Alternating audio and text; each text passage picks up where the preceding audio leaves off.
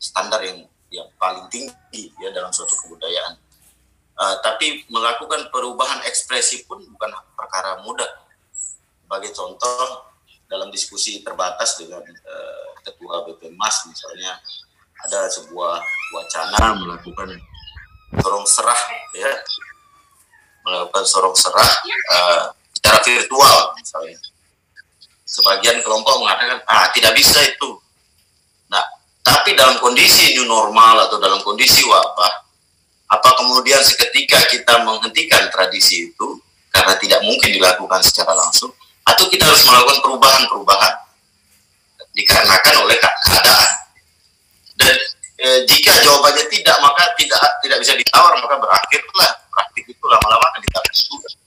Karena dia tidak melakukan negosiasi dengan kondisi, tidak diberikan ruang. Kemudian tadi kita sudah bicara bagaimana kebudayaan itu diekspresikan dalam tangible and intangible asset. Pertanyaan berikutnya yang mungkin sering kita diskusikan adalah apakah kebudayaan, mungkin dalam konteks hari ini kita bicara Sasak, apakah kebudayaan Sasak mengalami keusangan? Jawaban pertama, saya memiliki dua jawaban. Yang pertama, tidak. Kalau pengusungnya masih menemukan kemanfaatan atas kebutuhan-kebutuhannya sebagai individu, ya. Atau dia menemukan keterwakilan kebutuhannya di dalam praktik kebudayaan itu. Dan bisa menjadi iya, ya, bisa menjadi usang ketika berhenti melakukan rekontekstualisasi ekspresi kebudayaan itu. Misalnya dia membuka, masyarakat kita kan terbuka sekali, ya, sangat mudah diakses oleh ekosistem kebudayaan lain di tempat lain. Adanya teknologi, internet dan semua ini memungkinkan kita melakukan pertemuan-pertemuan secara individu dengan entitas dari kebudayaan lain. Kemudian itu akan merasuki cara berpikirnya. Nah, ketika Sasak gagal melihat kebudayaan Sasak atau ekspresi kebudayaan Sasak itu tidak bisa menjembatani kebutuhan-kebutuhan individu itu, maka dia akan menjadi sebuah dia tidak menjadi jawaban atas kebutuhan masyarakat. Sehingga keinginan untuk melakukan rekonstruksi atau melakukan pembaharuan itu adalah sebuah keniscayaan. Tapi antitesa rekonstruksi dalam kebudayaan kita itu ada yang kita kenal dengan ortodoksi komunitas, ya. Saya mungkin menerjemahkannya kasar, menjadi secara kasar itu ada dalam tanda petik pakem yang berlaku, semacam status quo dalam konstruksi kebudayaan kita. Nah, bukan berarti pakem itu tidak baik atau dia buruk, atau sebaliknya dia sangat baik atau baik untuk kita. Tapi kita harus melihatnya karena dia adalah ekspresi, dia harus dilihat pada konteks kebutuhan masyarakat pengusungnya. Biasanya pakem itu kalau para pakar mengatakan bahwa pakem itu biasanya terkoneksi atau terafiliasi dengan sebuah institusi yang menjaga nilainya. Sebenarnya tujuannya adalah ada negosiasi kuasa di dalam konsep pakem itu. Ini bisa ditemukan secara sosiologis di masyarakat kita. Kemudian pelanggaran pakem dipandang sebagai sebuah dosa kultural. Kalau kita melanggar nilai yang sudah pakem, maka terjadi dosa kultural. Kemudian bagaimana mungkin suatu entitas kebudayaan yang tidak membuka diri dalam tanda kutip, ya, ekspresinya dengan tatanan kehidupan baru, jika satu-satunya konsepsi ideal itu hanya ditawarkan oleh konsep pakem itu.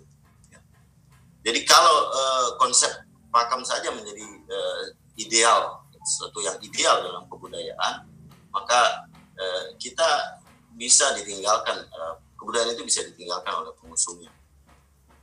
Kemudian walaupun saya membaca tulisan misalnya Paulo Freire yang menyatakan bahwa modernisasi juga bisa gagal atau pembaruan juga bisa gagal. Kenapa terjadi kegagalan? Karena modernisasi tidak melibatkan kearifan masyarakat pengusung yang menjadi sasaran. Akibatnya terjadi dehumanisasi, ya, manusia yang seperti robot, ya, dikasih alat, tapi cara berpikirnya masih usang. Ketika dia diberikan alat-alat baru, maka cara berpikirnya masih cara berpikir lama, maka tidak ada efek dari modernisasi atau perubahan yang dilakukan itu. Maka dari itu, setiap terjadi atau upaya-upaya perubahan tidak hanya melihat ke depan ya secara futuristik, tapi juga melihat pada kearifan yang ada pada masyarakat yang menjadi sasaran dari perubahan itu, atau bagian, sehingga dia menjadi bagian tidak terpisahkan. Kearifan yang seperti apa? Kalau menurut Pak Fatur Rahman, itu kearifan yang menghasilkan rancang bangun sosial dalam memproyeksi masa depan. Jadi tidak mungkin kearifan itu tidak memiliki sebuah karakteristik membangun masa depan. Pasti dia memilikinya. Tapi apakah ekspresi yang sudah ada itu cukup untuk menampung kebutuhan-kebutuhan masa kini? Itulah yang harus terus didialektikakan. Kemudian, di manakah realitas baru dapat diakomodasi dalam kebudayaan? Menurut yang kita perhatikan, harus nilai dan norma yang sudah ada dan berlaku, dan itu sangat luhur, kita akui keluhuran dari nilai dan norma itu, karena pasti kebenaran-kebenaran universal yang dimuat. Saya tidak boleh berbohong, tidak boleh menyakiti orang lain, dan seterusnya.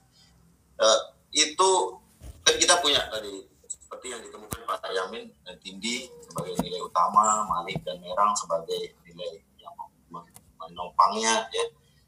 Tapi masyarakat hari ini harusnya mampu melihat dalam konteks hari ini, Tindi itu apa? Kalau dia seorang hakim, maka Tindi itu artinya dia tidak menerima suap, misalnya. Kalau dia seorang guru, maka Tindi itu artinya dia melakukan kewajibannya untuk mendampingi siswa. Dan ekspresi-ekspresi atau interpretasi ini harus dibarukan, karena konteks kita, para manusia saat hari ini sudah beragam, tidak seperti dahulu. Sangat homogen, sekarang cenderung heterogen dengan pemikiran yang heterogen. Kemudian apa yang dilakukan berikutnya adalah melakukan modifikasi dan transformasi. Jika kita tidak mampu melakukan transformasi, maka setidaknya melakukan modifikasi. Pada akhirnya semua itu akan bermuara pada rekonstruksi yang secara laten akan memasukkan realitas baru yang mengakar kuat dalam sistem nilai dan norma. Saya mengambil dari sebuah diskusi kecil saya dengan Pak Yamin beberapa waktu lalu. Misalnya, beliau mendampingi anak sekolah untuk menulis karya ilmiah, anak SMA. Beliau menyarankan revitalisasi Besiru untuk ditulis oleh adik-adik kita ini. Besiru tidak seterkenal samurai, tidak seterkenal Bushido, tidak seterkenal konsep-konsep lain dalam kebudayaan lain. Ada Kaizen ya, yang berasal dari Buddhism, yang ternyata berasal dari India juga. Mereka berhasil melakukan pengkajian sampai menemukan formasi yang bisa berterima oleh masyarakat global. Besiru ini misalnya tidak beda dengan konsep gotong royong atau keisho dalam Jepang, Tapi saya tanya beliau, mengapa kita tidak mampu mengangkatnya menjadi sebuah kebanggaan komunitas yang seperti tadi dikatakan oleh Bu Erni, ada collective awareness tentang bahwa kita punya sebuah aset intangible bernama Besiru.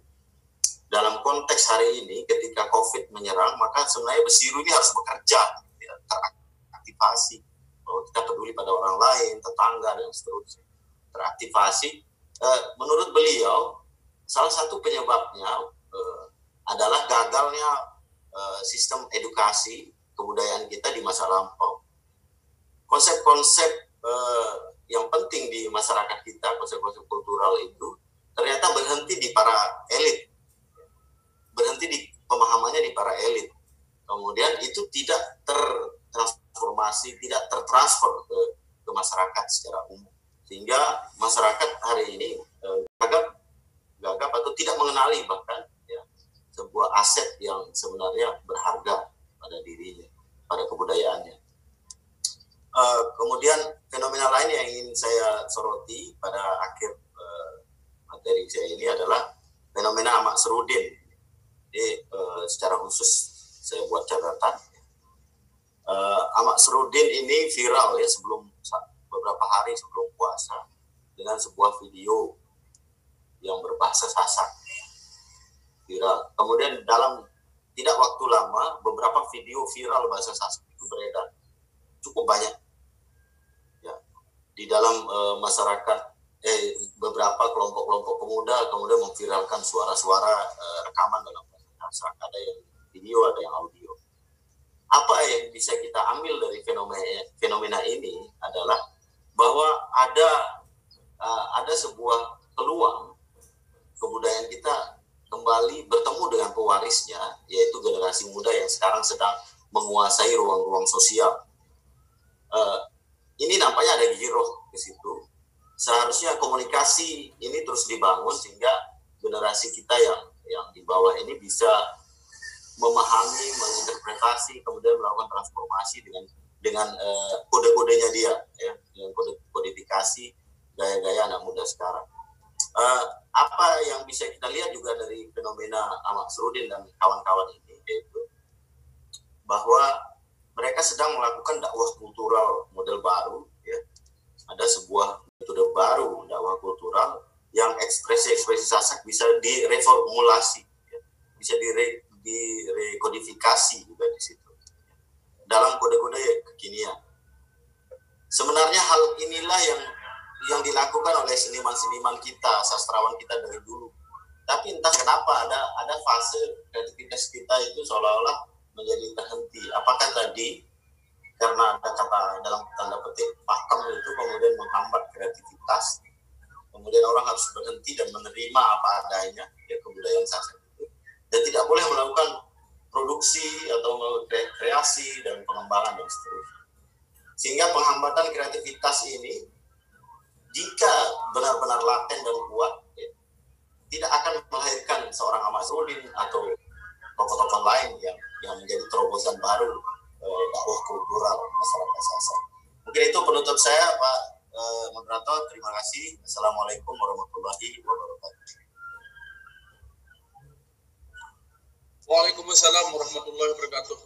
Terima kasih banyak Pak Dr. Ari. Tadi kalau kita dengar pemaparan beliau bahwa di era new normal ini kepakeman budaya Sasak itu perlu apakah perlu dimodifikasi begitu. Ketika misalkan praktek-praktek sorong serah, kemudian praktek kebudayaan yang lainnya tidak bisa dilaksanakan, tidak bisa terlaksana begitu. Apakah bisa melalui virtual ya? Saya kira itu menarik. Karena kemarin juga ada orang nikah secara virtual gitu. Jadi agamanya udah bisa dilakukan secara virtual. Jadi misalkan adat pernikahannya itu bisa melalui online. Kemudian perlunya revitalisasi nilai-nilai Sasak tadi ya, kayak Indih, Mali, Merah mungkin perlu semacam kontekstualisasi di berbagai ruang, tidak hanya di ruang kebudayaan, tapi di ruang politik, di ruang sosial, di ruang ekonomi. Saya kira ini perlu kita bawa sebagai orang Sasak untuk berkontribusi menguatkan identitas kita sebagai orang Sasak. Oke, saya kira banyak sekali tokoh-tokoh kita yang sudah bergabung. Tadi saya lihat ada Mami Anggawa. Selamat datang, Me. Mudah-mudahan sehat-sehat selalu. Ada juga dari awal kayaknya Profesor Karyadi sudah ikut di acara ini.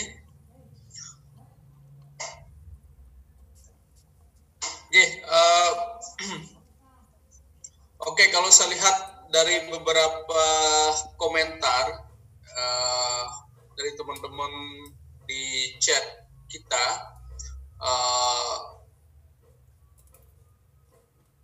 ya masih tidak ada pertanyaan yang terlalu jelas, masih sifatnya saran ya, seperti bagaimana mempertahankan bahasa Sasak ya. Kalau begitu mungkin saya ingin memberikan kesempatan kepada para peserta yang untuk berkomentar ya. Mungkin saya akan coba kasih waktu ke Mami Gede Parma dulu karena beliau dari awal ini. Me, silahkan Me, mungkin kita sama-sama 2 menit lah ya, 2-3 menit. Oke?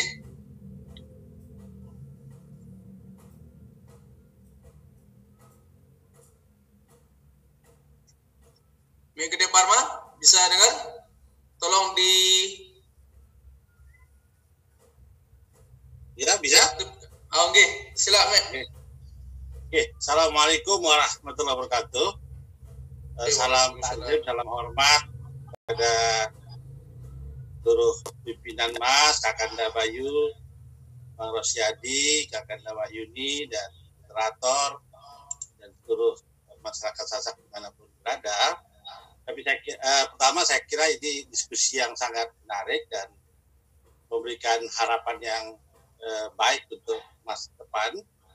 Kemudian yang kedua, saya kira hal yang penting saya aturkan bahwa jangan kekhawatiran saya, kecurigaan saya, jangan-jangan memang kita sama-sama sedang meraba tentang apa yang tadi disebut oleh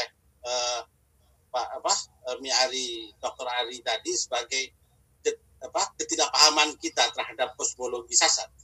Artinya kita bersama-sama harus mencari jejaknya tentang kosmologi Sasak itu, baik karena kita mungkin terbagi-bagi dalam berbagai buah-buah komunitas-komunitas tertentu, juga mungkin juga karena kita belum punya pembelajaran Sasak secara secara pakem, secara jelas, secara kurikuler, sehingga kita semua menginterpretasikan Sasak menurut studi kita masing-masing.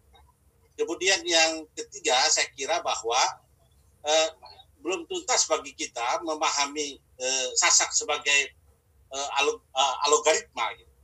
Jadi bagaimana melihat Sasak sebagai suatu proses dari berpikir itu sendiri. Nah ini belum tuntas, sehingga seluruh pendapat saya kira masih ingin meraba-raba, dan saya melihat hubungan antara Sasak dengan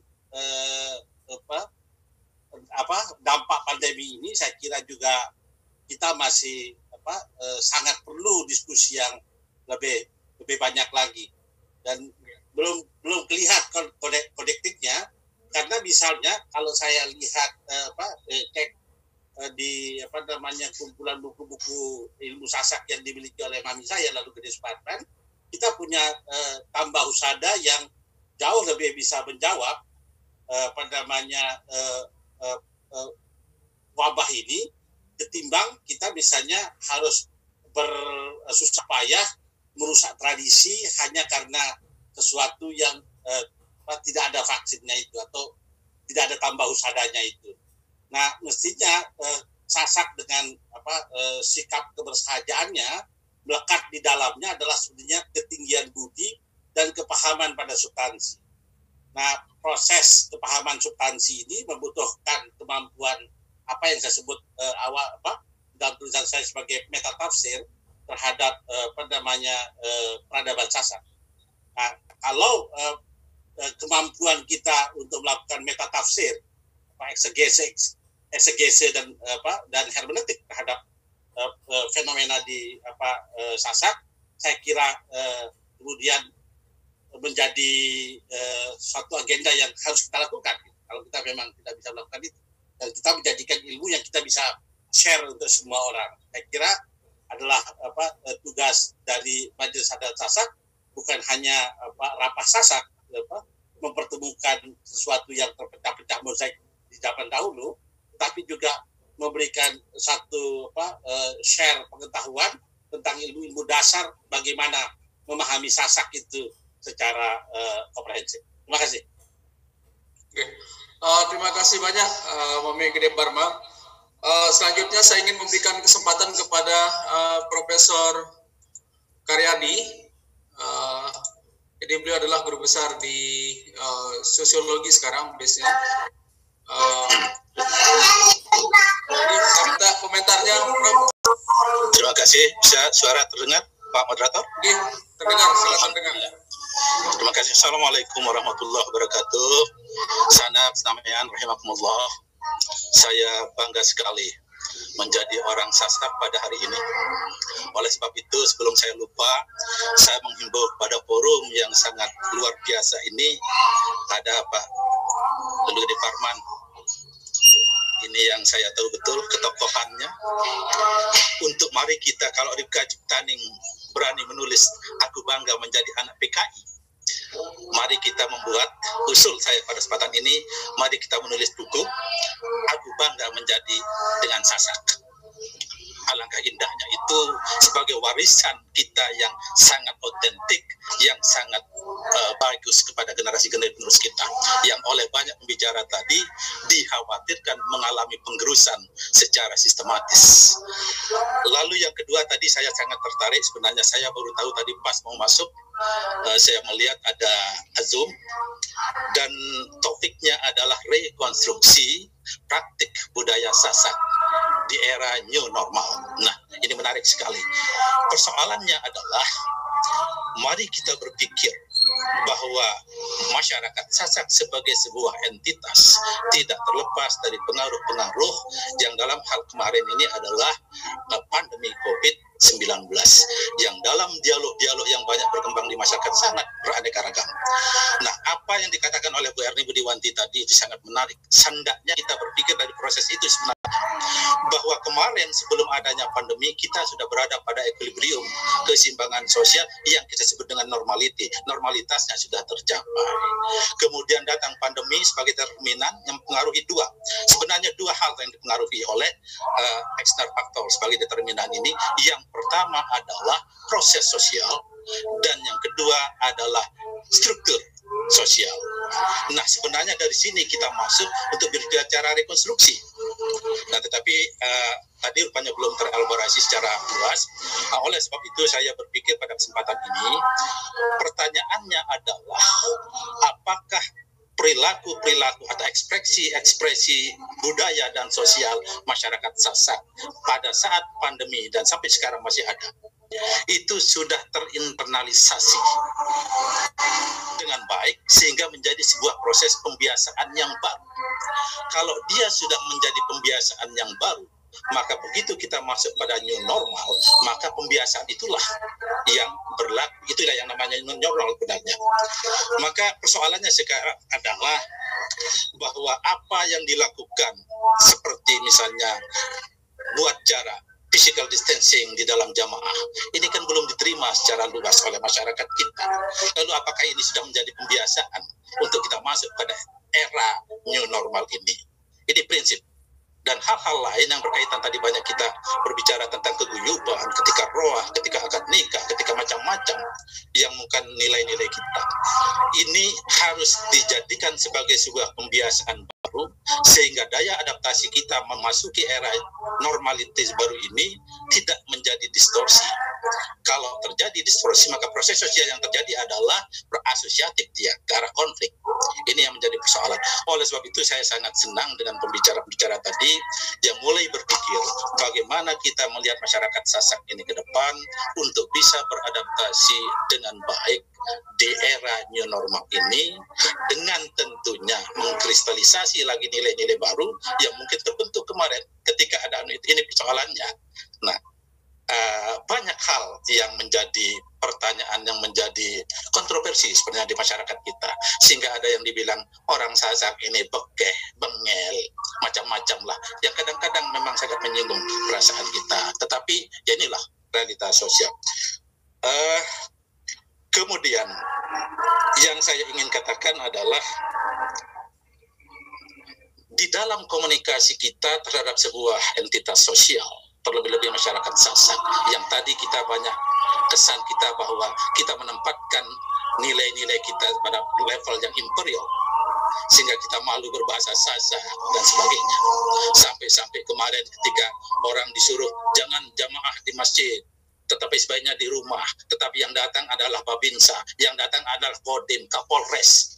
Bagaimana mungkin akan nyambung komunikasi itu dengan entitas sosial yang demikian? Ini kesalahan prinsip dari pemerintah kita dalam komunikasi, tidak mempertimbangkan nilai-nilai sosial itu. Ini yang saya katakan sebenarnya. Seandainya yang disuruh ketika jangan mendekati penyakit nanti akan mati, ketika dijawab oleh masyarakat, mati itu dimanapun kita akan didatangi. Surat Al-Jumu'ah sudah jelas menjelaskan itu. Dimanapun kau berada, kalau sudah kematian dan dia akan menjemputmu. Tidak bisa dijawab. Ini menyebabkan lalu kepercayaan atau keyakinan masyarakat kita kan lalu menjadi mentah.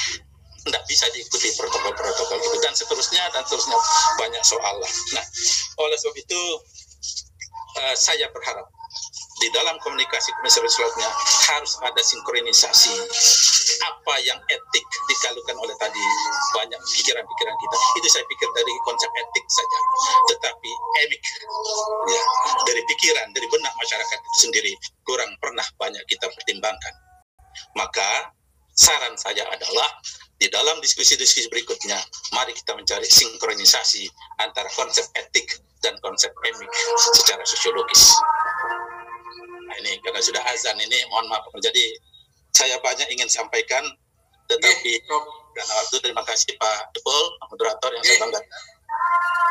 Itu saja. Maaf. Assalamualaikum warahmatullahi wabarakatuh. Oke, terima kasih banyak Prof. Oke, ada beberapa tokoh lagi saya mintain, kayaknya kita perlu mengambil dari teman dari luar.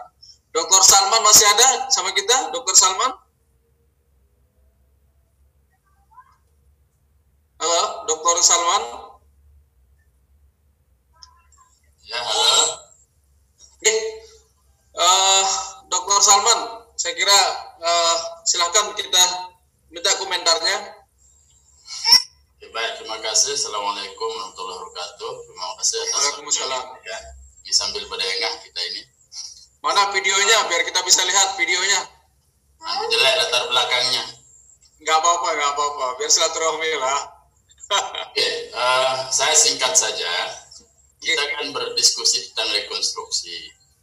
Apa yang saya tahu, step rekonstruksi itu dijalankan apabila something happen gitu, seperti yang dikatakan oleh Dr. Erni tadi. Ini yang sudah terjadi adalah pandemi COVID-19, itu betul sudah terjadi. Tetapi konstruksi sosial masyarakat Sasak itu kan belum terjadi apa-apa, bahkan yang terjadi adalah resistensi terhadap COVID tersebut. Nah, kalau rekonstruksi yang akan kita diskusikan itu ketika objek materialnya adalah bahwa masyarakat Sasak telah terjadi perubahan yang amat besar karena COVID-19 ini, baru step rekonstruksi itu akan lebih mudah kita diskusikan. Namun yang saya lihat tidak ada bagi pandangan saya lah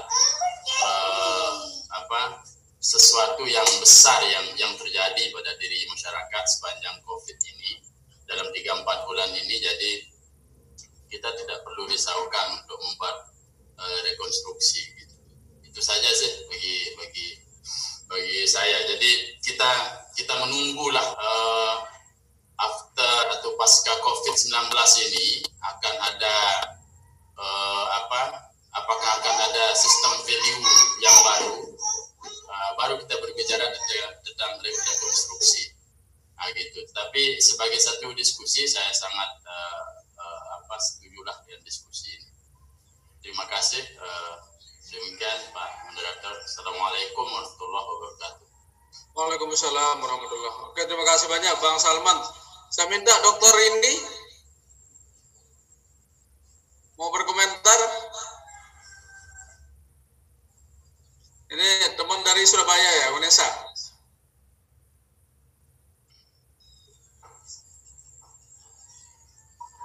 Satu alma mater. Audionya Bu, ya.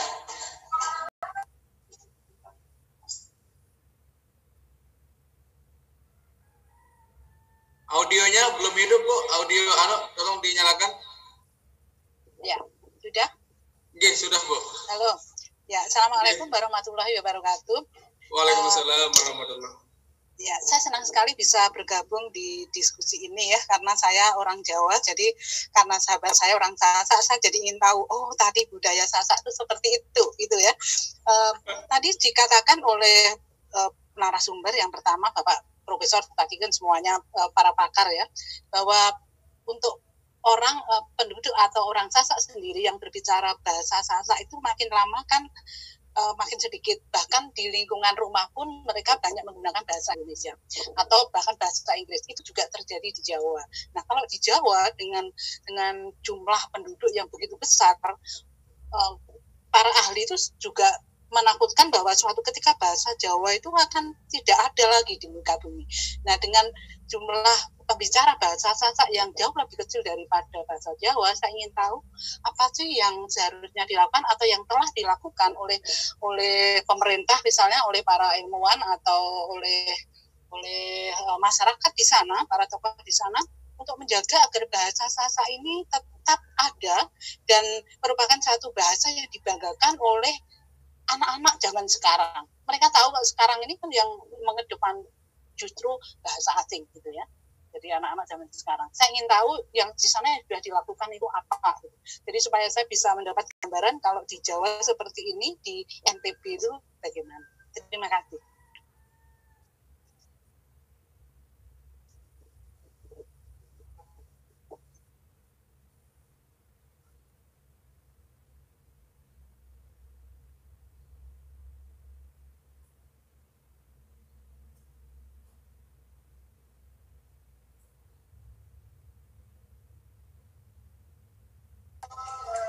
Hostnya nggak ada suaranya.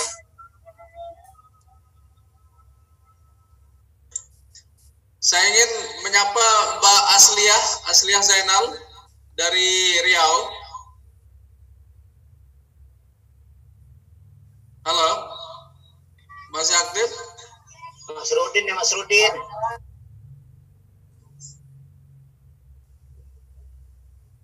Oke, kita ingin kasih kesempatan di luar dulu. Semua akan kita kasih sebentar ya. Kasih. Mbak Asliah masih bergabung?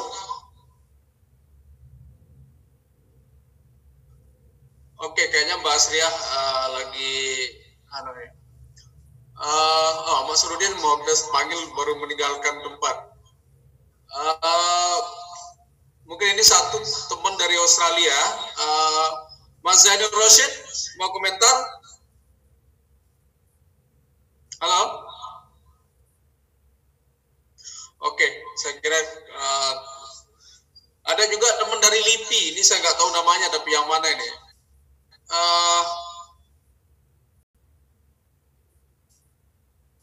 Halo? Ada yang dari LIPI?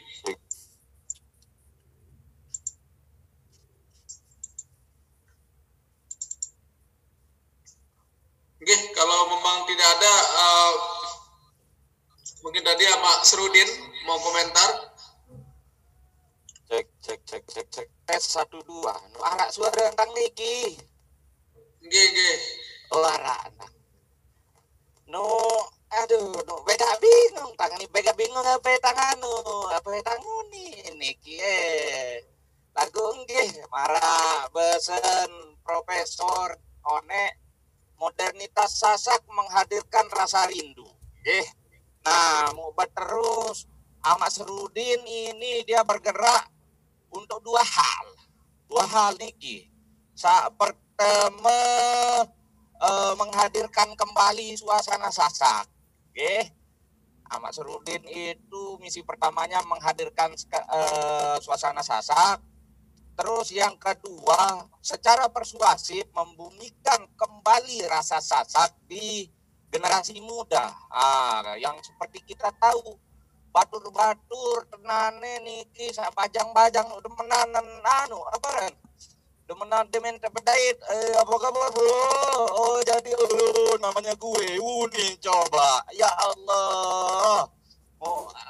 Kenapa Ahmad Serudin ini tidak bergerak? Ya maka daripada itu Ahmad Serudin pada akhirnya berusaha untuk membumikan kembali panggilan-panggilan untuk Bajang misalnya seperti lu Angga, lu Winong, Lai. Nah, hal-hal seperti itu. Dan ada beberapa kata-kata memang yang sulit sekali hari-hari ini kita dengar kembali. Marah misal jambung lumur, no kan dia makin tergerus. Maka Ahmad Syarudin ini sebenarnya misinya sederhana, membumikan kembali Sasak. Nah, marah nih nggih paling apa Malik ya sekilas tentang Ahmad Syarudin ya itu dia. Semedon nggih melalui kesempatan ini tiang aturkan salam hormat kepada para narasumber, kepada Bapak Profesor dan semua yang sudah bergabung di siaran siaran Slemorati. Maaf Kang. Nggih, Dunas maaf. Saya Ahmad Syarudin selalu berdoa semoga mami-mami semuanya sehat walafiat selalu. Paling marah nih doang nggih. Tentang aturan. Tapi asih. Assalamualaikum. Waalaikumsalam. Sebelum ke Mami Anggawa, saya minta Dr. Kadri untuk berkomentar. Dr. Kadri, apa masih bersama kita, Dr. Kadri? Halo? Oke, sambil menunggu, kita minta Mami Anggawa, baru kita ke pemateri. Ada Midaman Huri juga. Ada Midaman Huri ya? Oke, Mami Anggawa, silakan.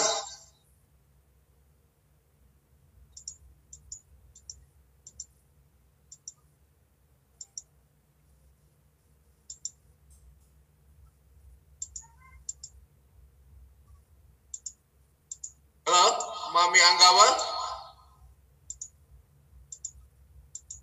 Oke, kalau gitu Mami Daman Huri.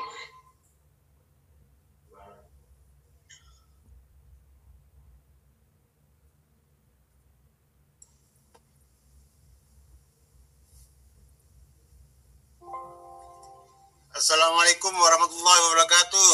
Waalaikumsalam warahmatullahi wabarakatuh. Oke, yang ikuti tadi dari Profesor Mayuni, terus Ibu apa namanya tadi? Ibu Erni Budiwanti, dan terakhir adik tiang Dr. Ari Irawan. Pertama tiang sangat setuju dari temuan-temuan dari Pak Profesor Mayuni. Tiang sedikit memberikan mungkin pengalaman empiris saja gitu. Anak-anak sekarang tiang lihat dari medsos maupun grup-grup WA, di grup-grup kelompok-kelompok masyarakat, mulai dari anak-anak milenial sampai yang meskipun mereka sudah sarjana tapi tiang sebut sebagai milenial yang rata-rata umurnya di bawah 35 tahun lah gitu.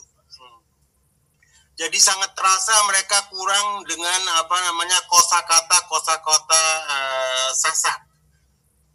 Terus kedua yang saya lihat juga ini pengalaman empiris juga gitu Pak. Jadi prestise untuk menggunakan bahasa itu gitu.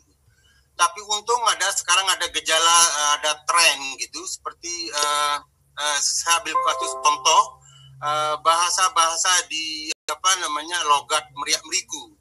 Mereka cenderung juga sudah menggabungkan dengan nggak tahu itu apakah itu ada gejala seperti apa, karena saya sendiri bukan ahli bahasa.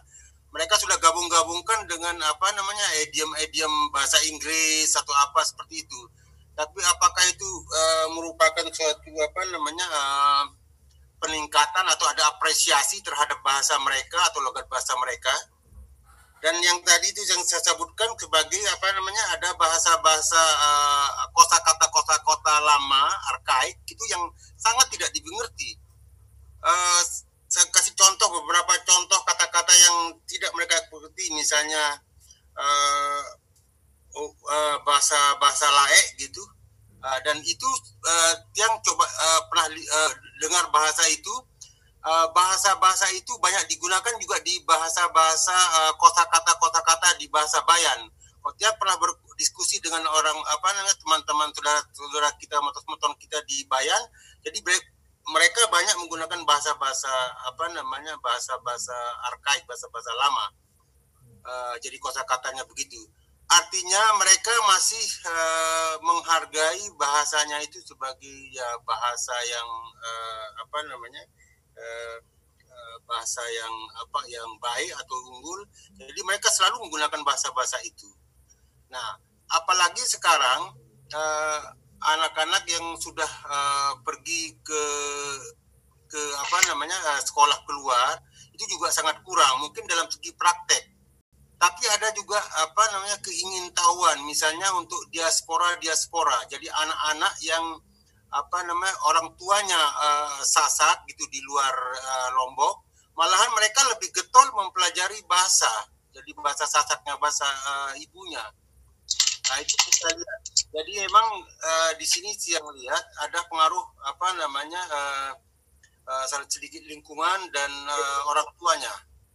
Itu yang demikian kira-kira nggih. Terima kasih. Oke, tadi sudah janji manggil Mami Anggawa. Ini beliau lagi baru masuk, ini join kembali.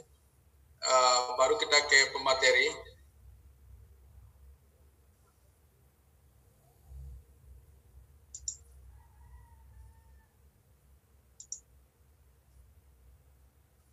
Halo, Mami Anggawa.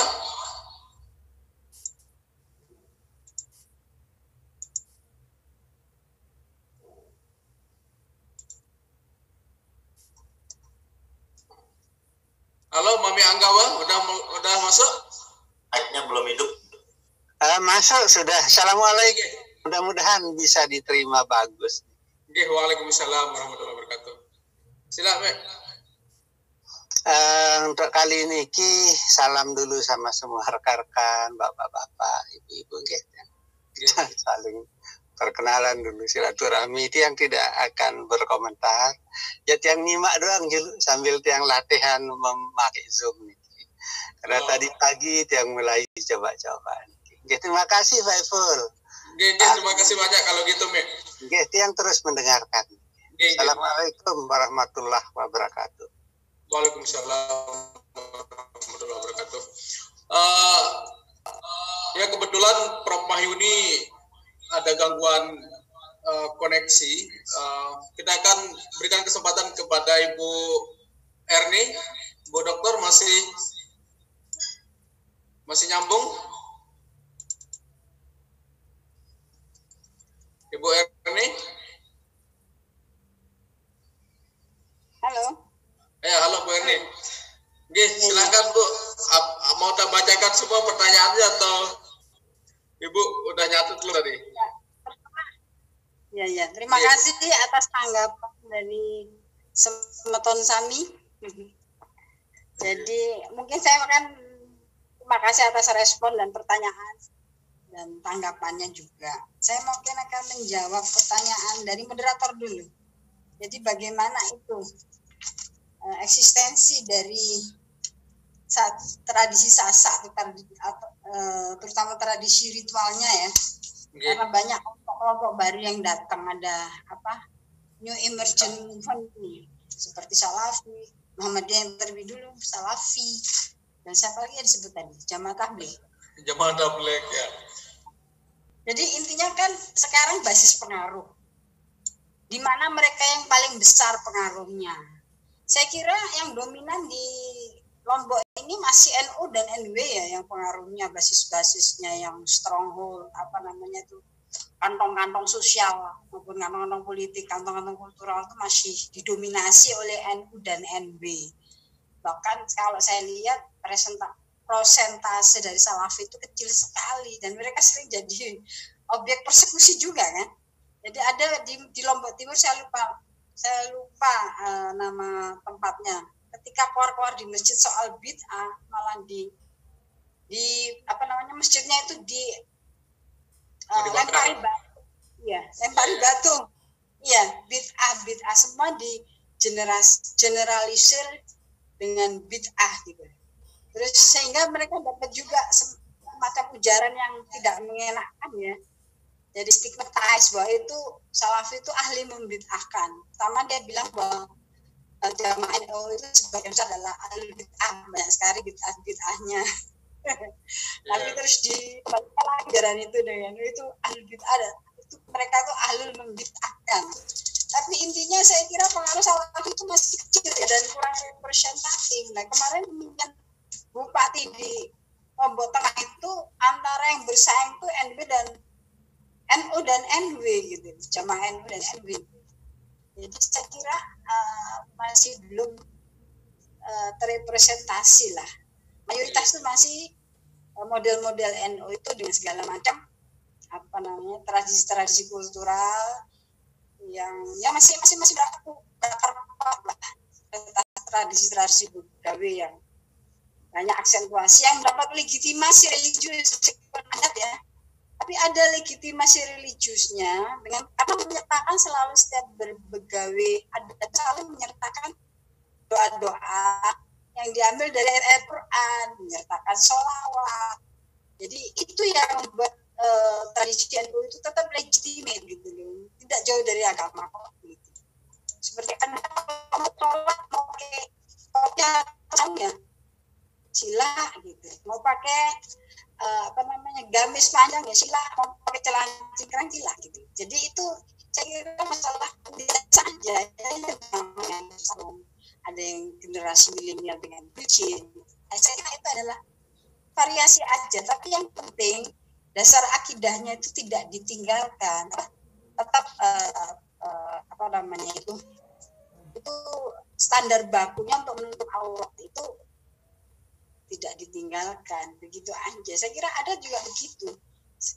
Jadi kalau mau bicara soal rekonstruksi, saya lihat bahwa banyak, karena semua kultur itu kan sebetulnya kan tradisi setempat ini yang lokal ya, sifatnya yang localized ini, itu adalah locally constructed gitu. Jadi socially constructed, seperti bau nyali. Bau nyali kan dasarnya mitos tentang seorang putri yang mengorbankan dirinya, dia tidak mau dimiliki secara pribadi seorang pangeran, tapi dia menjatuhkan mengorbankan dirinya dan menjadi nyali yang bisa dinikmati bersama-sama oleh semua orang. Jadi sebetulnya ada hidden meaning, nilai tersembunyinya itu yang dicari, kan banyak simbolnya mengenai seorang putri nyali, tapi sebetulnya hidden meaningnya, representatif nilai yang mau direpresentasikan, simbolnya putri, memang seorang putri yang menjadi rebutan adalah sharing values, bahwa berbagi itu lebih tinggi nilainya daripada memiliki secara pribadi. Nah itu rekonstruksi nilainya ini bermacam-macam dengan simbol yang macam-macam, bahkan untuk kepentingan ekonomi pariwisata diadakanlah rekonstruksi baru ya mengenai figur nyali ini supaya punya nilai ekonomi juga, menjadi ekonomi kapital gitu, bukan hanya sosial kapital tentang nilai tentang berbagi gitu ya, tapi juga punya aspek diadakanlah kontes putri nyali gitu yang menambah marak suasana, diadakanlah pergelaran drama mengenai putri nyali gitu ya. Nah itu, tapi itu kan hanya simbol, representatif simbol dari nilai yang sebetulnya ingin dipegang gitu, kearifan lokal yang dipegang, bahwa sharing values tadi.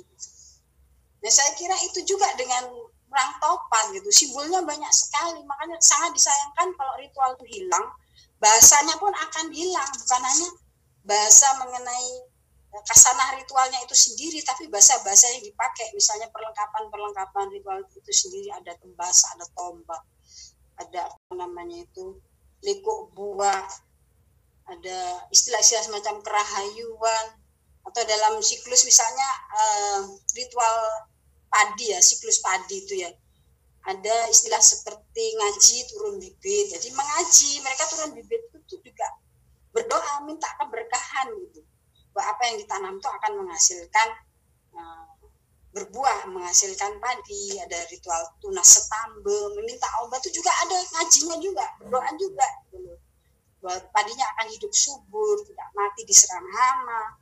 Terus ada ngaji ngaturan ulak kaya itu hasil bumi. Jadi itu semua istilah-istilah itu, belum nanti perlengkapan ritualnya. Banyak sekali istilah-istilah yang sangat spesifik dan sangat esoterik gitu. Mengenai perilakunya kadang-kadang orang awam itu tidak mengerti, yang mengerti biasanya hanya tokoh utamanya aja ya, figur sentralnya seperti tokoh adatnya gitu. Dia bisa menjelaskan. Tapi kalau yang pengikutnya itu biasanya dia merasakan bahwa itu satu kewajiban yang memang harus diulang. Jadi tidak perlu dipertanyakan tujuan, ritual purpose-nya apa intentionnya itu. Dia tidak perlu mengerti itu, tapi dia sudah merasa menjadi bagian kesatuan dari komunitas ritual itu gitu. Dia tidak diasingkan, tidak terpencil, tidak teralinasi dalam sistem itu, sistem budaya atau sistem nilai yang ditumbuhkan itu, yaitu ingin di balik perang topat itu kan ingin menciptakan harmoni sosial. Jadi simbolnya itu dengan topat. Kalau dulu Bali dan Sasak itu kan berperang dengan senjata beneran yang saling bunuh gitu. Itu diganti dengan simbol topat. Jadi tidak menyakiti perang yang tujuannya untuk damai gitu. Penuh reviving harmoni, itu aja tujuan di balik itu sebetulnya. Nah, itu kan harus direkonstruksi, maksudnya rekonstruksi itu dengan pengulangan, dengan repetition, dengan repetitif ya. Karena memang tujuannya itu, karena kalau mau nilai itu lestari ya memang harus diulang-ulang terus. Seperti kita harus sholat 5 kali sehari, itu apa tujuannya? Kan tuh meneguhkan keyakinan kita sendiri. Juga dalam hubungan muamalah begitu, karena di balik ritual itu bukan ritualnya ansih, tapi kerjasama untuk membangun atau cooperativeness itu, sense of cooperativeness itu kan terbangun dengan mengadakan ritual-ritual besar. Ya, apakah itu dianggap kalau orang-orang pragmatis itu udah nggak efisien lagi, terlalu banyak atau bolehlah itu untuk jadi pariwisata gitu, jadi aspek ekonominya aja yang ditekankan. Sebenarnya rekonstruksi ini di sini adalah aspek values-nya itu, social values-nya itu sendiri, sebagai perekat, sebagai membangun harmoni dan segala macam yang sifatnya bonding lah. Saya kira itu ya. Terus mengenai tadi ada satu lagi pertanyaan mengenai rekonstruksi. Saya kira rekonstruksi itu adalah tugas dari masing-masing anggota masyarakat yang memiliki atau yang mempertahankan, memelihara sistem kebudayaan itu sendiri. Kita sebagai pengamat, kita sebagai observer atau outsider, orang luar, hanya bisa memberikan saran, nasihat. Wah, ini sayang kalau hilang gitu, karena ini adalah perekat, gitu. Salah satu elemen perekat Anda gitu untuk mengadakan ini. Dan ini udah eksis, sudah berapa turunan ya. Kadang-kadang konstruksinya itu dari abad sekian ya, seperti perang topat itu waktu semenjak Raja Bayana Agung itu gitu, untuk menjadi semacam mekanisme simbolik war, perang simbolis yang tujuannya adalah creating harmoni tadi gitu. Jadi bukan newly constructed, ya justru yang konstruksi yang sekarang itu ada penambahan elemen-elemen pariwisata di dalamnya, itu ada tari-tariannya, ada segala macam lah. Nah itu jadi tugas masyarakat yang menghayati sistem budaya itu sendiri. Jadi Sasak lah yang paling bertanggung jawab gitu. Kalau Sasak di Lombok Tengah dengan Bau Nyalinya, Sasak di Lombok Barat dengan perang topatnya, ya mereka sendiri. Jadi mereka dan tetua adatnya yang menjadi spearhead-nya ya, ujung tombaknya untuk melestarikan itu. Jadi kita sebagai observer sangat menikmati sih dari ritual ini begitu. Tapi sebetulnya itu adalah rekonstruksi nilai melalui berbagai melalui wadah ritual secara simbolik. Saya kira aja, terima kasih.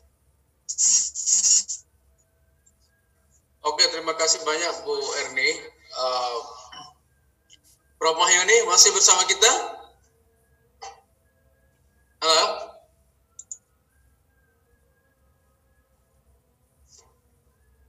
Prof Mahyuni? Kayaknya di HP-nya ada, saya lihat tadi. Halo? Prof Yon? Gini. Kalau gitu kita kembali ke Mas Ari, silakan Mas Ari menanggapi.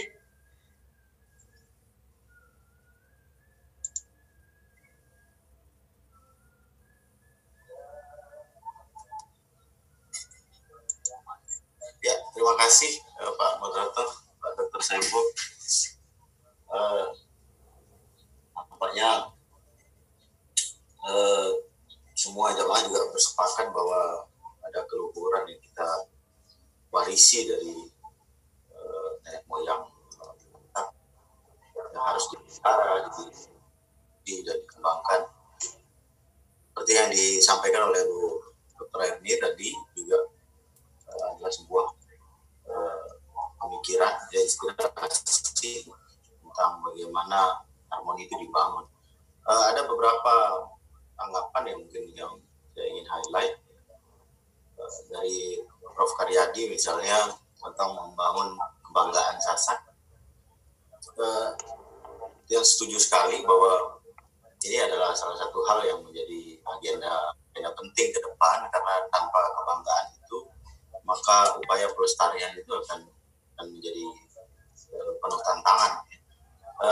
Namun dari semua itu saya melihat bahwa apa yang kita punya dari leluhur kita itu harus dipelajari dan harus digali. Kemudian dilihat nilai-nilai potensi-potensi apa yang bisa kemudian terus dimajukan. Ini mungkin pada poin rekonstruksi. Sehingga seperti yang Bu Erni katakan, ada social values, economic values yang ditawarkan oleh upaya rekonstruksi itu. Kemudian bagaimana tadi Kanda dari Malaysia tadi, Kanda Salman mengatakan bahwa kita tidak cukup punya katalisator untuk melakukan rekonstruksi besar-besaran, karena COVID ini hanya sebuah penggalan peristiwa dalam kehidupan kita yang mungkin tidak akan berlangsung lama, tapi bisa dijadikan momentum. Ya, momentum benar bahwa dalam perubahan memang membutuhkan momentum, maka tepat sekali kalau kita kemudian membicarakan ini dalam era dan dalam masa-masa ini sebagai momentum. Kemudian ada tentang bahasa, memang ini salah satu bidang yang minati, yaitu language policy atau politik kebahasaan. Baru-baru ini setahu saya, untuk sekaligus menjawab kolega kita dari UNESA, Bu Lina, kebetulan saya juga alumni alma mater UNESA.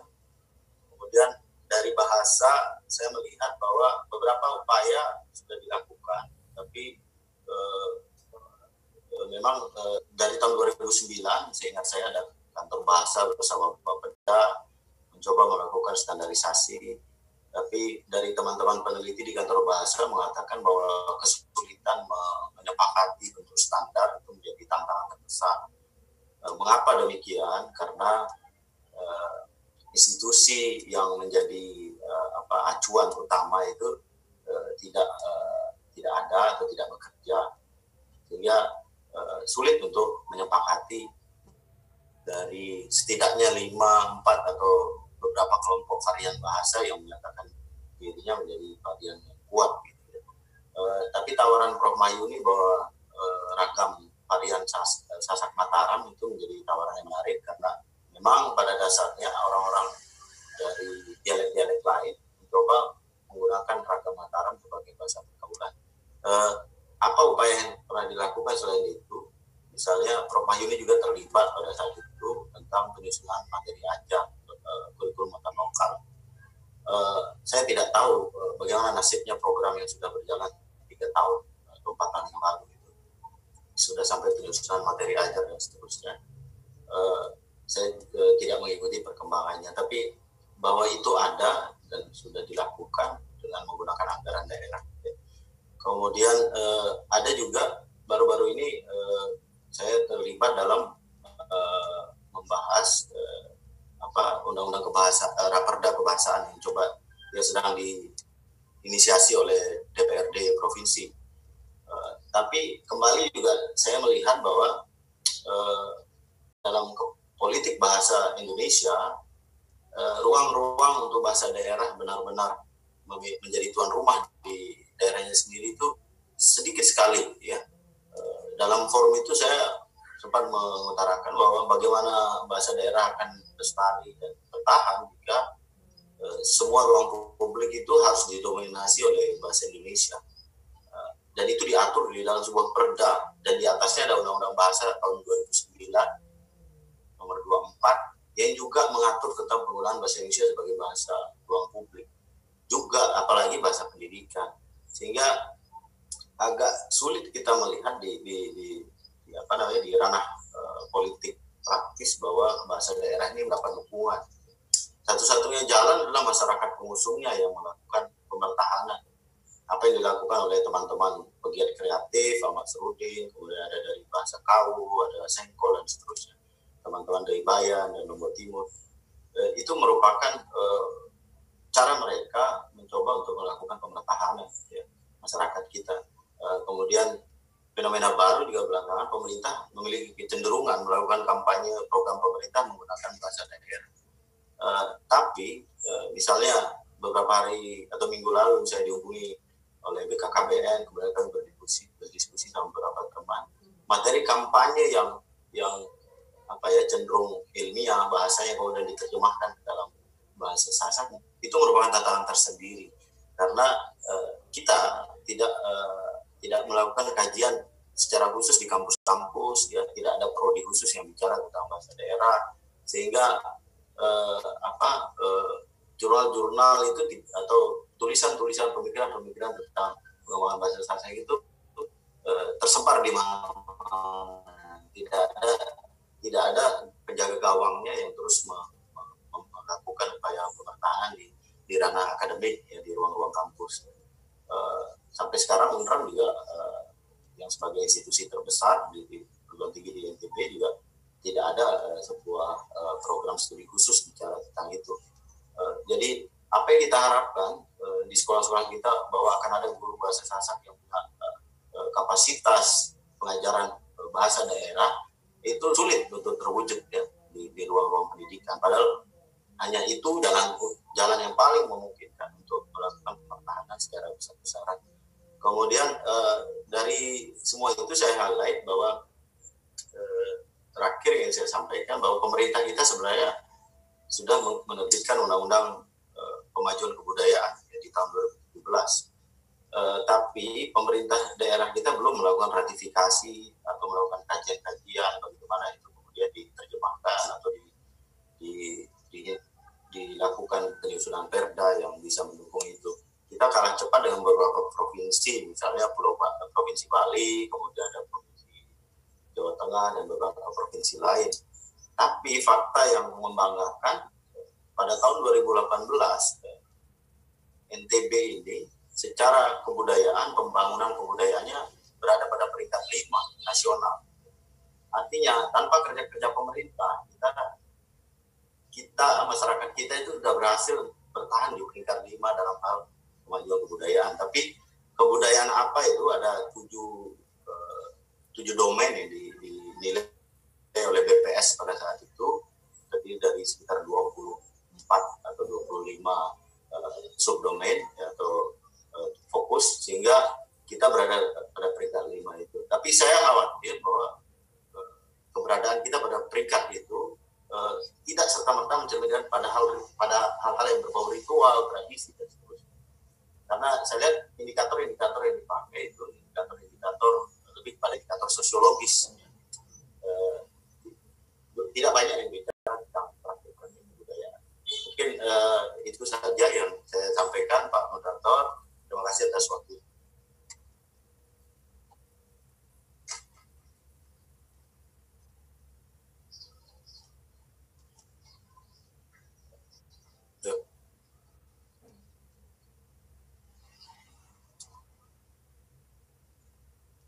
Masih mati mic-nya host. Oh, sini mana? Halo, Prof Yon. Tiduran. Ketidur. Ada lupa nyalakan nodanya. Oke, sebelum kita ke Prof Yon, mungkin ada lagi teman yang mau komentar. Saya minta Pak Haji Irzani. Silakan. Oke, makasih. Bismillahirrahmanirrahim. Assalamualaikum warahmatullahi wabarakatuh. Waalaikumsalam warahmatullahi wabarakatuh. Videonya agak tuan. Saya nyimak dari awal tadi, mulai dari Bayu, Pak Ros, Pak Prof Mahyuni ya, dan teman-teman. Saya hanya ingin begini, pikiran dan harapan aja ya, bahwa budaya Sasak, apalagi tadi pernyataannya Dr. Ari, kita 2018 itu ternyata tanpa kita sadari mungkin atau mungkin tidak banyak dipublikasikan bahwa NTB masuk nominasi 5 besar ya dalam pertahanan kebudayaan. Cuma faktanya memang sampai hari ini sederhana saja lah ya, di ruang-ruang publik kita saja ya, akademisi atau menengah ke atas itu masih relatif ada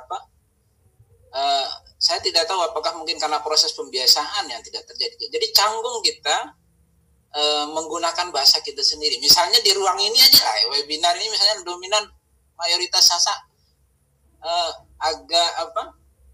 mungkin agak kelegor kita. Saya tidak tahu problemnya di mana ini.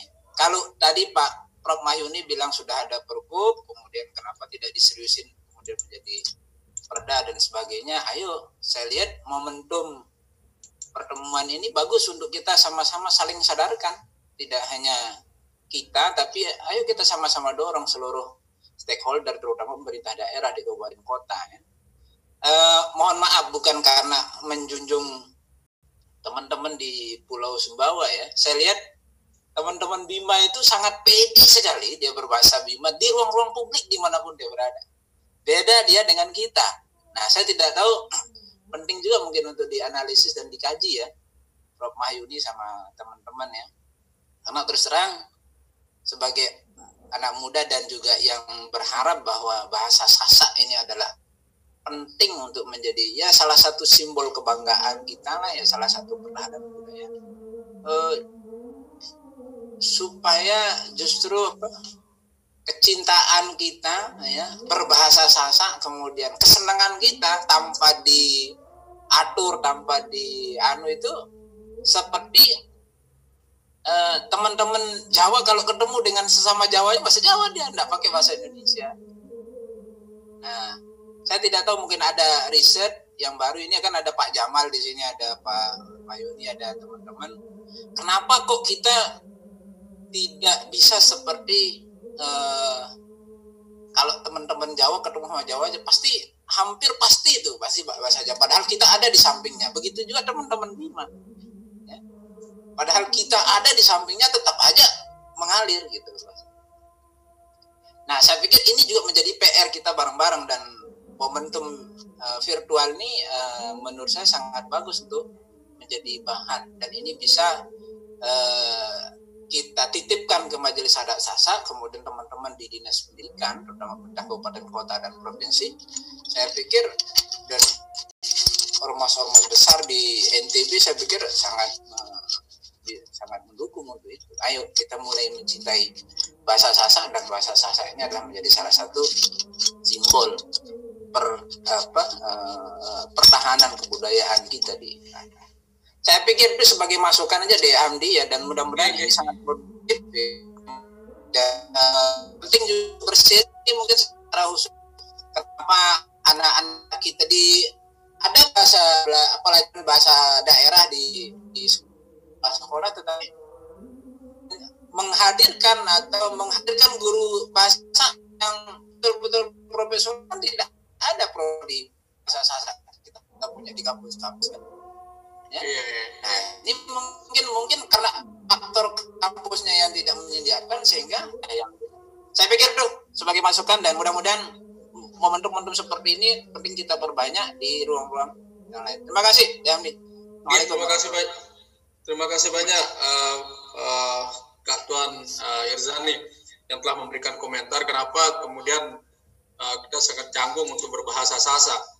Atau bisa jadi bahasa dialek Sasak ini kan banyak sekali begitu, dan kita cenderung saling di ruang-ruang publik itu saling merendahkan kadang-kadang, apalagi kalau bahasa Pengkura gitu kan. Jadi ada semacam ya mungkin istilahnya itu inferior gitu, ada semacam rasa inferior di beberapa daerah yang tidak mau menggunakan bahasanya. Mungkin ini juga menjadi tantangan. Prof. Yon sudah bergabung, mungkin bisa memberikan komentar. Halo, Prof. Mahyuni. G. Assalamualaikum, dua kali baru selesai sholat. Paksa karena nggak nyambung ini. Memang plus minusnya dengan Zoom itu begitu. Saya tidak ikuti apa yang harus saya komentari kecuali terakhir Pak Ustadz Irzani tadi kalau nggak salah ya. Ada Pak Irzani sama Ibu ini juga tadi sudah sempat dikomentari sama Dr. Ari. Bu Rini.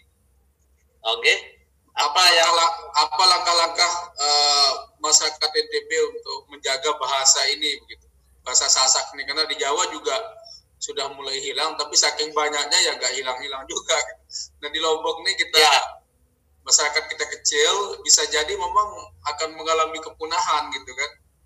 Ya, oke, terima kasih Ibu. Ini yang pertama, nanti saya komentari yang Ustadz Irzani. Memang harus ada keseriusan Bu, terutama political will Pemda lah ya. Mumpung kita diberi hak otonomisasi, jadi perlu secara policy juga harus di backup dengan legal standing yang jelas gitu. Walaupun sekali lagi saya katakan udah ada pergub, tapi mungkin nanti biar lebih kuat perda lah, biar dianggarkan. Satu, kedua, lembaga pendidikan tinggi setempat juga harus siap memang membuka jurusan, ya jurusan bahasa budaya lah, Sasak gitu, seperti ya kalau yang saya lihat di Frankfurt ada Javanologi, malah orang luar itu mempelajari bahasa dan budaya Jawa yang secara serius mereka, walaupun di UNJ ada memang yang mencetak. Nah kita di Lombok ini nggak punya itu. Kalau ada lembaga, anggaplah FKIP misalnya mau membuka jurusan pendidikan bahasa daerah kan menarik. Ini belum secara perencanaan belum ke arah sana. Oleh karena itu kita dorong Pemda untuk mau ya mendukung lah gitu. Tapi inisiasinya memang dari perguruan tinggi dulu. Dan ini sudah kita coba dan kemarin dijanjikan memang untuk mulai kalau nggak salah Pak Hamdi ya, ada rencana S1 kebudayaan kalau nggak salah. S2-nya dalam proses pariwisata dan kebudayaan, tapi S1 akan dibuka juga kalau nggak salah seperti itu. Mudah-mudahan di dalamnya ada mata pelajaran bahasa lokal. Kira-kira begitu Bu, karena sampai hari ini muatan lokal itu sekedar nama lalu tidak ditangani secara profesional. Karena guru-gurunya diambil kiri kanan, siapapun ya, guru agama yang bisa, guru agama juga yang ngajar gitu. Jadi sangat tidak metodologi, istilahnya didaktis gitu ya. Secara keilmuan memang harus ada jurusan untuk itu, lalu memang slot anggaplah untuk diangkat jadi pegawai daerah, pegawai negeri kah namanya harus direncanakan secara baik. Ini yang orang luar lakukan Bu, saya contohkan tadi di Maori itu, di New Zealand itu serius mereka, RBN mereka. Nah kita dunia menyarankan itu, tapi tindakan nasional maupun lokal tidak menyahuti itu secara berimbang. Lalu menjadi, ya mohon maaf bahasa kasarnya perundang sendiri UNESCO itu. Walaupun memang didorong juga bahasa-bahasa lokal untuk mulai diriset secara agak serius. Dan kita alhamdulillah kemarin sudah mulai coba ikut. Ini belum selesai cerita proposalnya nih Pak Dr. Hamdi yang memulai ngajak kita coba masukkan ke UNESCO. Nanti sekali lagi teman-teman yang berkecimpung di perguruan tinggi kita mohonkan untuk mendorong terus isu ini sehingga memang lembaga secara serius menyiapkan slot lah untuk prodi untuk nanti menjadi jurusan fakultas begitu. Kira-kira itu. Yang kedua, ada ikhtiar Pak Irzani tadi, ini untuk Ibu. Yang kedua, memang selama ini ada ikhtiar untuk menstandarisasi bahasa daerah lokal kita, bahasa Sasak, tetapi belum secara serius juga menunjukkan langkah-langkah positif. Artinya tarik ulur. Sudah direncanakan di undang-undang, hilang lagi ceritanya. Jadi ya mohon maaf, sejenis proyek saja begitu. Tidak ada dari nurani kita yang secara serius, langkah demi langkah dari tahun ke tahun untuk betul-betul mengeksekusi itu. Jadi masih wacana-wacana, dibuat kegiatan 1-2, pembekalan, hilang lagi. Jadi memang mohon maaf menjadi terkesan tidak serius. Oleh karena itu, sekali lagi, walaupun secara keilmuan, secara sosiologi kebahasaan misalnya, menstandarisasi ini merugikan kekayaan lokal gitu ya. Jadi varian itu menjadi penting juga karena memang itu menunjukkan kekayaan, menjadi objek penelitian yang selalu menarik. Dan itu memang tidak bisa dipaksakan untuk orang harus berstandar, padahal dengan standarisasi yang kita sedang canangkan ini juga artinya belajar hal baru. Dan ini tidak mudah. Tetapi untuk kebertahanan kalau memang itu tujuannya dan dengan standarisasi dia memungkinkan untuk itu, maka memang iya langkah itu harus ditempuh gitu. Kira-kira begitu untuk sementara. Hal-hal detailnya bisa kita diskusikan di Kopdar besok setelah insya Allah COVID selesai. Niat baik ini harus terus di sounding ya ke publik supaya mumpung belum terlambat gitu. Nanti lama-lama memang hilang juga. Oleh karena itu hal-hal positifnya terus kita akan ikhtiarkan sehingga ya kalau dulu kan ada polisi sebenarnya kelas 1 sampai 4 SD itu bahasa lokal pengantarnya. Tetapi hari ini udah nggak ditemukan lagi. Kalau setelah transmigrasi proyeknya Orde Baru itu, jadi teman-teman misalnya guru SD dari Sulawesi ke Lombok ya terpaksa bahasa Indonesia. Yang dari Lombok kemana ya bahasa Indonesia. Jadi hilang juga. Oleh karena itu, walau alam ke depan seperti apa yang direncanakan pemerintah pusat, mudah-mudahan gitu dorongan UNESCO tadi yang kita sebut sebagai pemertahanan bahasa-bahasa etnis itu betul-betul memang disahuti secara positif, dijawab secara positif oleh pemerintah lokal dan nasional sehingga ikhtiar ke arah sana menjadi lebih terprogram dan tersistem. Kira-kira begitu Pak Moderator, terima kasih nih. Mungkin masih ada yang belum atau yang perlu saya komentari? Mungkin itu saja Prof. Karena kita sudah waktu hampir setengah 2. Ya mohon maaf kalau memang diskusi ini nggak pernah selesai. Selalu kita akan dihentikan oleh waktu. Tapi insya Allah di pertemuan selanjutnya, kalau tadi saya katakan meminjam istilahnya Bu Erni, kita tetap mengadakan diskusi sasakologi ya, ilmu yang mempelajari tentang Sasak. Insya Allah tema-tema yang lain akan kita lanjutkan ke depan, kerjasama Majelis Adat Sasak dengan Prodi Sosiologi. Saya kira itu saya selaku moderator mengucapkan terima kasih banyak atas partisipasinya. Kalau ada kekurangan mohon maaf. Sekian, assalamualaikum warahmatullahi wabarakatuh. Waalaikumsalam warahmatullahi wabarakatuh. Assalamualaikum warahmatullahi wabarakatuh. Amin. Oke, semuanya kita mohon maaf lahir batin nggih. Minal aidin wal makbulin. Lahir batin, host dan lain-lain. Ada satu lagi. Juga. Assalamualaikum warahmatullahi wabarakatuh. Assalamualaikum. Bu Erni gimana? Oke, minal aidin wal faizin. Sebentar. Lagi. Ada Ibu Erni. Parma, salam ini dari Moko. Salam kembali Pak Sakman. Bu Erni gimana? Yang ini saya kira perkembangan sebagai suatu disiplin ilmu ya. Semacam ini saya untuk mengembangkan Sasa ini sebagai suatu disiplin ilmu sebagai pendekatan yang multidisiplin. Ya. Saya kira ada beberapa hal yang harus saya sampaikan. Satu soal persembahan saya dulu tentang kesepakatan Sasak bahwa bahasa literasi Sasak itu adalah bahasa Gedogene. Jadi ini kan bahasa kesepakatan daripada budayawan Sasak, sejarah Sasak adalah menggunakan bahasa Gedogene. Walaupun dasar bahasanya kutu-kute atau beriak-beriku atau benomene, maka harus mengacu bahwa pada kesepakatan literasi, karya-karya literasi kan dominan harus menggunakan bahasa Gedogene. Satu. Kedua, soal apa yang kita sebut sebagai bahasa Gumi. Bahasa Gumi adalah bahasa dasar di mana pembentukan kosakata dan protologistik orang Sasak. Nah, bahasa Gumi sekarang hanya digunakan sebagian daripada kosakatanya untuk untuk belian anak, belian anak, perumahan, untuk mantra-mantra dan sebagainya. Ketiga, saya kira apabila gagasan Kakanda tentang bahasa Persatuan Sasak kita perkenalkan ke publik, adakah kemungkinan bahwa kita alamatkan kembali bahasa Sasak itu sebagai bahasa ilmu pengetahuan? Jadi baru dia kemudian menjadi aktual. Tapi kita harus ketahui juga kan, bukankah bahasa Inggris baru juga digunakan sebagai bahasa pengetahuan di awal abad modern, di zaman masa abad pertengahan tidak dikenal bahasa Inggris sebagai bahasa ilmu pengetahuan. Nah, upaya artinya tetap terbuka kemungkinan Sasak sebagai bahasa ilmu pengetahuan yang dimana merupakan kerja keras kita bersama untuk melakukan studi bahasa secara menyeluruh. Terima kasih.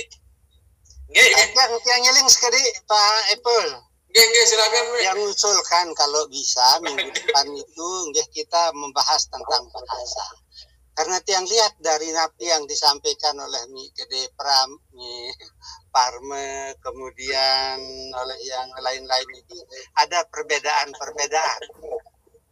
Jadi setahu tiang niki yang menurut pitutur atau dari orang-orang tua kita memang banyak punya kronik bahasa niki. Ada kronik bahasa Bayan, kronik Pejanjit, wujud kronik Selaparang niki. Tapi dari sekian banyak kronik itu alhamdulillah kita punya bahasa pemersatu yang namanya bahasa Lelampak. Mungkin itu yang dimaksud sama Mi Gede Parme tadi. Jadi namanya bahasa Lelampak atau sering juga disebut dengan bahasa Umar Mayeng. Nah, saya kira nanti minggu depan Pak Siap. Ari ini mudah-mudahan. Satu lagi banyak bisa mempersiapkan diri. Dan untuk Ahmad Serudin nanti sore yang jadi ke Pelulu. Assalamualaikum warahmatullahi wabarakatuh. Bu Erni mau bicara? Warahmatullahi wabarakatuh. Siap, Tuan. Jangan tos. Oke. Bu Erni silahkan, Bu Erni. saya kira Sasak ini konteksnya luas ya. Jadi bahasa itu hanya salah satu elemen pengawal saja. Sasak bisa dipelajari dari berbagai sudut pandang dan berbagai isu dan multidisiplin ilmu. Mungkin Sasak dalam konteks bahasa memang sangat perlu, tapi Sasak dari segi sosial ekonominya, dari segi politiknya, dari segi budayanya, gitu. Konteksnya sangat seperti filologi itu mempelajari lontar-lontar peninggalan leluhur Sasak itu yang sebagian besar masih dalam bentuk bahasa Jawa kuno, dan itu aspek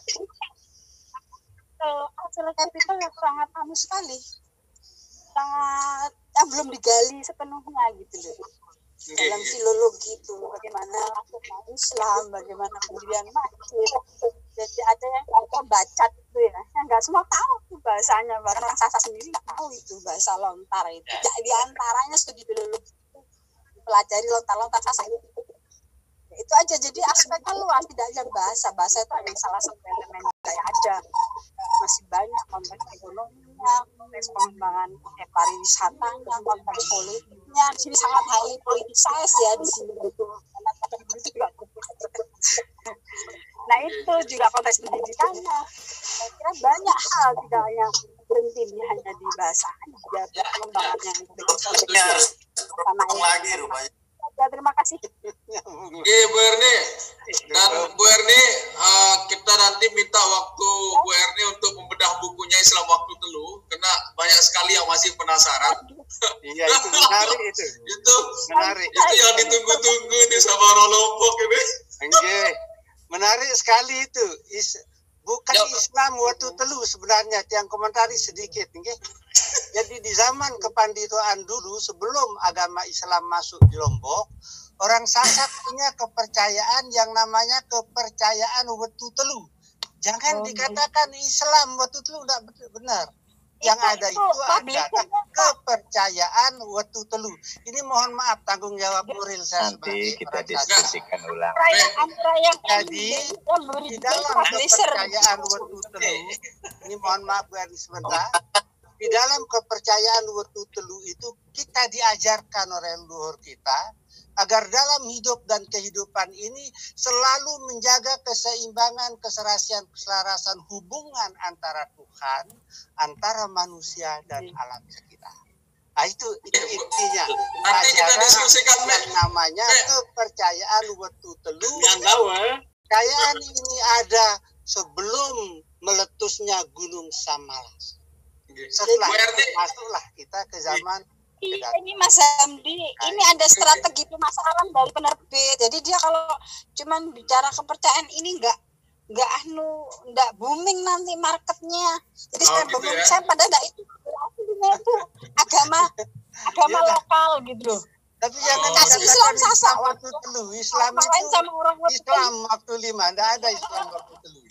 Oke. Kalau mengatakan Islam waktu telu ini sulit kami bisa terima sebagai orang sasak. Yang gaul. Yang gaul saya kasih catatan sedikit. Halo? Iya. Yang gaul. Jadi saya kasih catatan.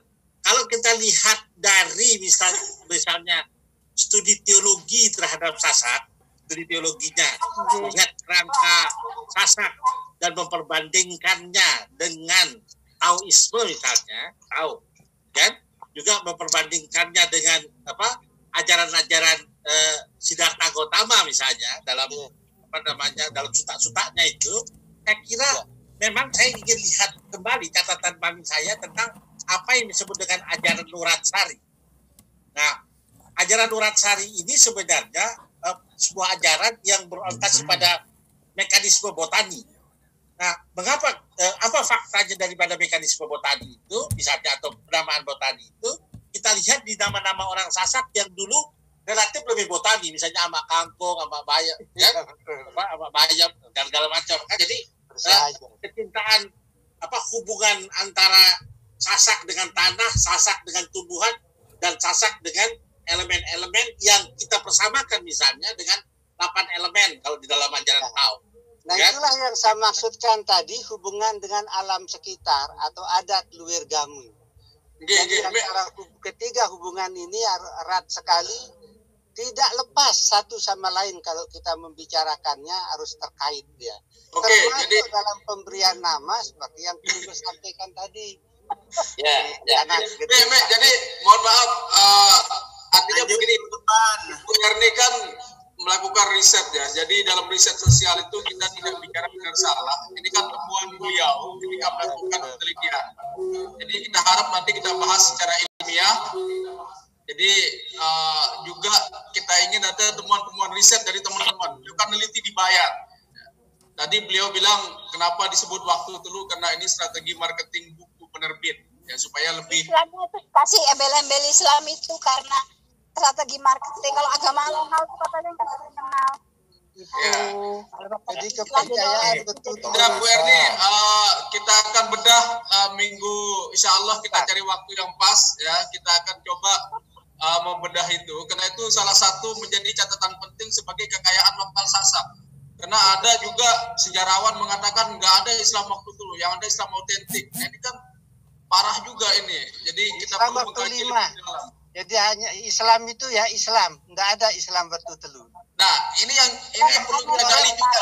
Yang membedakan mana kepercayaan dan mana agama. Ya, nanti kita diskusi. Siap. Harus ngurus ekonomi. Siap. Nanti kita membuktikan dua hal itu Pak, bukan saya. Dia strategi nyari pemasaran supaya mau beli bukunya itu kan siap. Nanti lain waktu Pak Dr. Hamdi kita lanjut. Siap. Nanti kita lanjutkan. Iya. Siap. Nanti lain waktu. Yuk, Pak Dr. Jamal ada di sini. Jangan komentar itu sejarawan. Kok nggak ada namanya tadi? Apa namanya? Saya tidak komentar karena bukan makamnya. Kita hanya jadi pendengar aja lah. Tapi ada satu hal ingin saya sampaikan Pak Dr. Hamdi. Yuk, kok nama logo lain dianuk, makanya kita nggak panggil tadi. Iya, enggak, karena ini bermasalah yang di HP, jadi pakai laptop. Anak yang pakai Zoom kemarin kau berubah nama gitu. Makanya namanya Muhammad Kusayi. Jadi begini, untuk bahasa Sasak, saya dengan kawan-kawan tim dari Puslitbang Lektur itu pernah melakukan penerjemahan ayat Al-Quran yang 30 juz. Juz yang terakhir itu pernah diterbitkan oleh Pemprov pada saat TGB.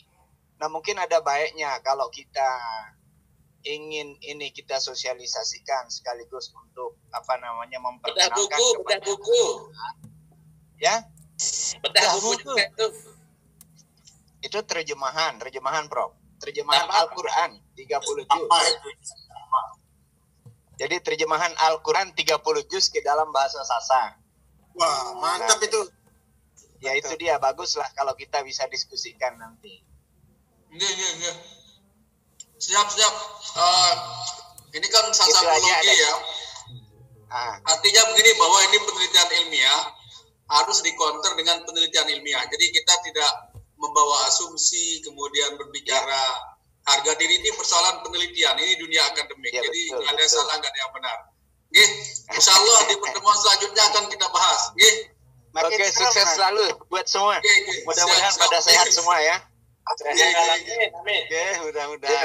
Assalamualaikum. Waalaikumsalam.